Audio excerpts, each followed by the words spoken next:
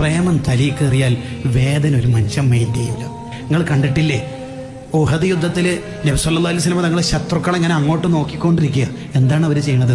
ശത്രുക്കളാണെങ്കിൽ പതിയിരുന്ന് തങ്ങൾക്കെതിരെ ഉന്നം വെച്ച് അമ്പയ്യാൻ ശ്രമിച്ചുകൊണ്ടിരിക്കുമ്പോഴാണ് മഹാനായ അബൂ ദുജാന റളിയല്ലാഹു അൻഹു നബി സല്ലല്ലാഹു അലൈഹി വസല്ലം തങ്ങൾ അങ്ങോട്ട് നോക്കുമ്പോൾ റസൂലുള്ളാഹിനെ മറന്നിട്ട് ഇങ്ങനെ നിന്നത്, ഫേസ് ടു ഫേസ് ഇങ്ങനെ മുട്ടിയിട്ട് ഇങ്ങനെ നിന്ന്. എന്നിട്ട് നിന്നിട്ട് പറയണം എന്താ അറിയാം, തങ്ങൾ ശത്രുക്കളെ നോക്കല്ലേ.